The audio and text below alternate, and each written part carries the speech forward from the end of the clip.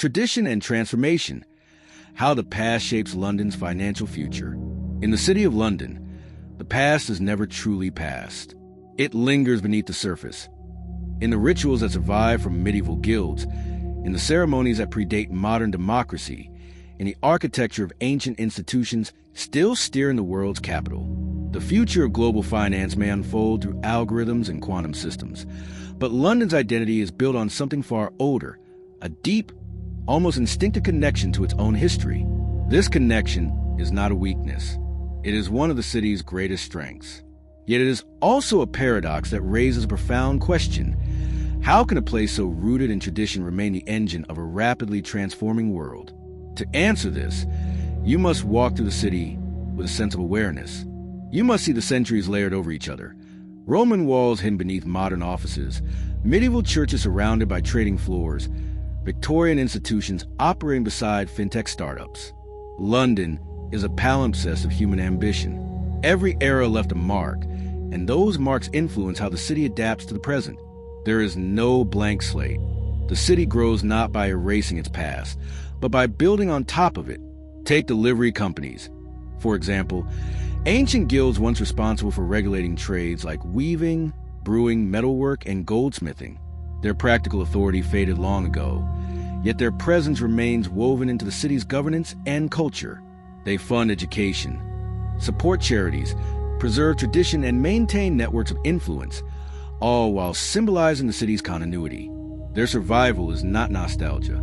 It is proof that the city recognizes the importance of identity even in a world defined by constant disruption. The Lord Mayor's Show, one of the world's oldest civic processions, tells a similar story.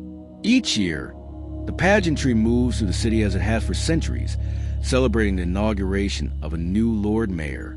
For many, it is a spectacle of colorful costumes and ancient rituals. But beneath the celebration lies a message. The city's authority does not come from modern politics. It comes from a history of self-governance, from the autonomy granted by kings, from a trust built through centuries of resilience. The show is not merely tradition. It is a symbol of stability in an unstable world. Even the city's legal structure reflects this interplay between past and present. The concept of the square mile dates back to medieval charters. The independence of the city from the rest of London is a relic of political deals made centuries ago. Yet these ancient arrangements continue to shape modern governance, regulation, and representation. They allow the city to operate with a degree of flexibility and autonomy unmatched by other financial centers. This independence is not an accident. It is a strategic advantage forged by history. But tradition alone cannot sustain global influence.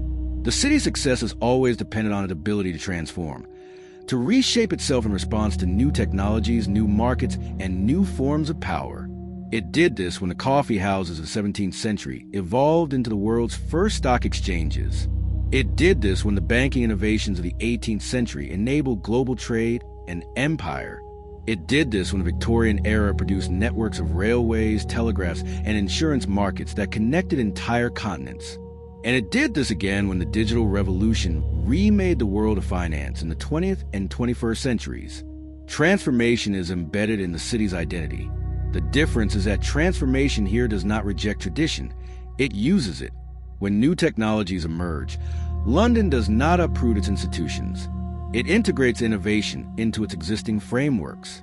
It adapts century-old systems to modern realities. It evolves without losing its memory. This blending of old and new creates a stability that rivals envy. Other financial centers rise quickly but remain vulnerable to political or regulatory shocks. London endures because it has learned to balance continuity with reinvention. This balance is also reflected in the city's architecture. Modern skyscrapers rise above medieval alleyways.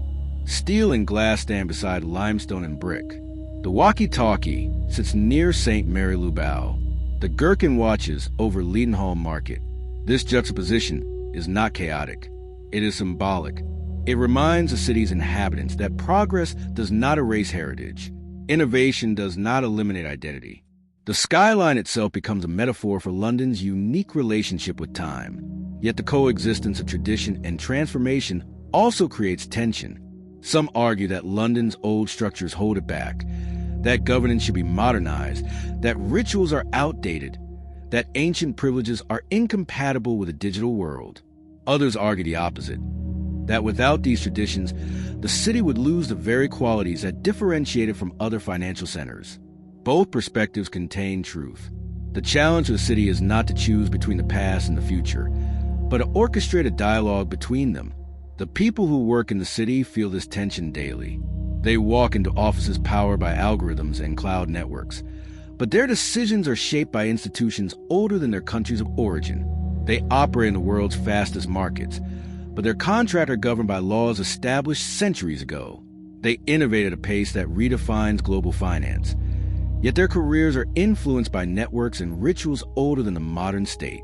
This duality shapes the city's character. Always modern, always ancient, always adapting, never static. As London moves deeper into the 21st century, this tension becomes even more important. The forces reshaping global finance, artificial intelligence, digital currencies, climate risk, geopolitical fragmentation, demand rapid innovation. But the city's greatest advantage is not speed alone. It is the ability to innovate within a framework of trust built over centuries. New systems can be designed anywhere, but global capital prefers to move where it feels safe. And safety is not created overnight. It is earned slowly, through history. The future of the city will depend on how well it can maintain this equilibrium. If it clings too tightly to tradition, it risks becoming rigid, losing its edge to more agile competitors. If it abandons tradition entirely, it risks losing the trust and identity that made it powerful. The city's task is to evolve without forgetting what made it extraordinary, to remain adaptable without losing coherence, to remain modern without losing soul. This challenge is not unique to London. Every global institution faces it in some form. But the city's distinction lies in its ability to navigate this duality with remarkable finesse. It knows that tradition can be a foundation or a cage. It knows that transformation can be a force for renewal or a path to instability. The city thrives by choosing carefully, by understanding that power is strongest when it is rooted in something enduring. In the years to come, London's identity will be tested by forces that care nothing for history, algorithms, geopolitical storms, new centers of global influence. But if the past is any guide, the city will not resist change with fear. It will absorb it, translate it, integrate it, and through that process, it will remain one of the most influential places on Earth.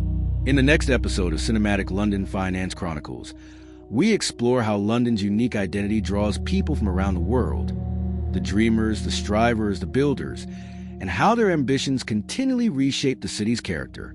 Subscribe and continue the journey into the unseen forces shaping our world.